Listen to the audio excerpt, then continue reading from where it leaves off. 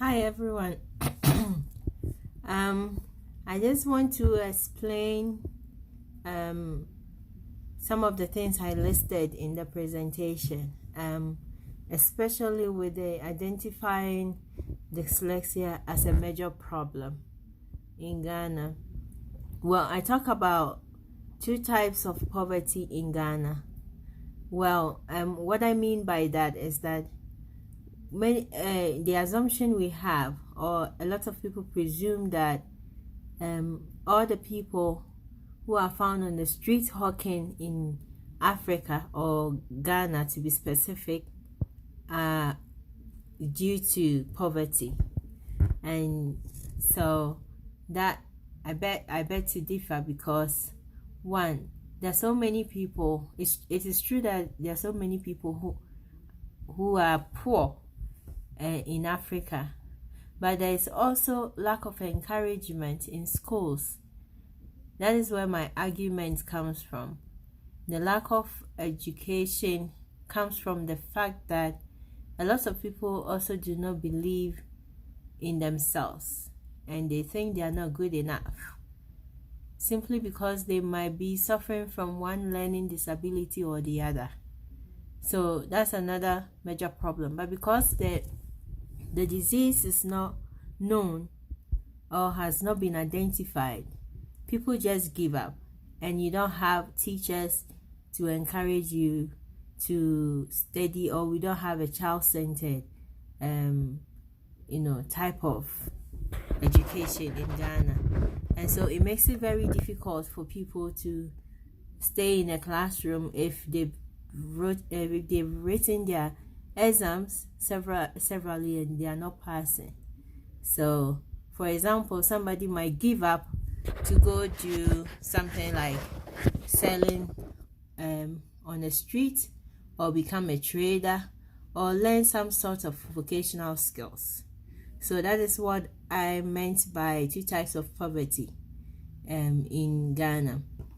Another thing I want to pinpoint, I mentioned something about not having second chances.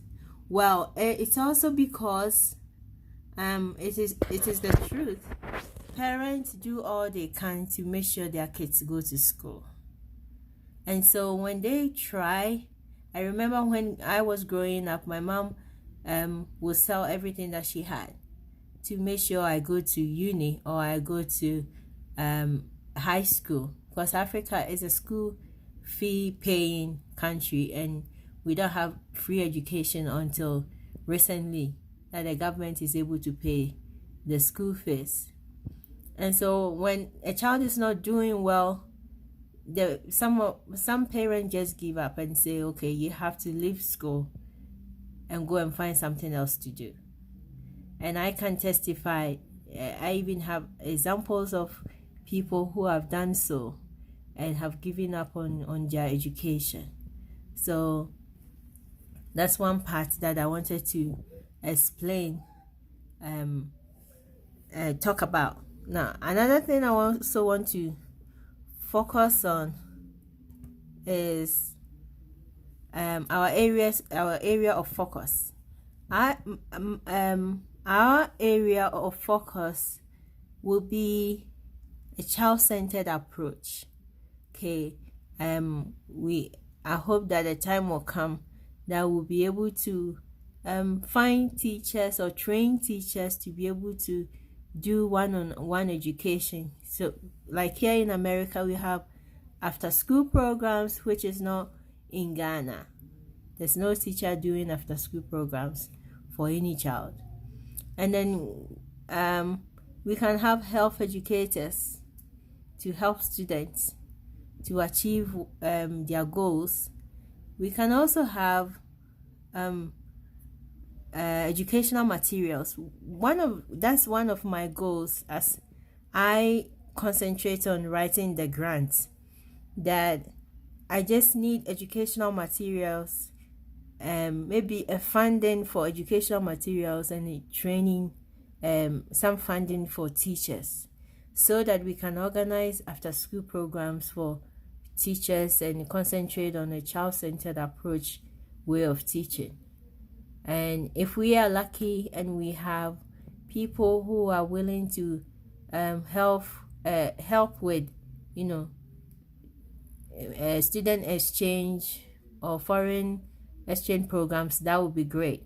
But my main focus right now is to have educational materials and some funding to help some teachers in one specific school to be able to help these students. If we can do one school a year, for me, that is an achievement. So that's one thing that I wanted us to think about.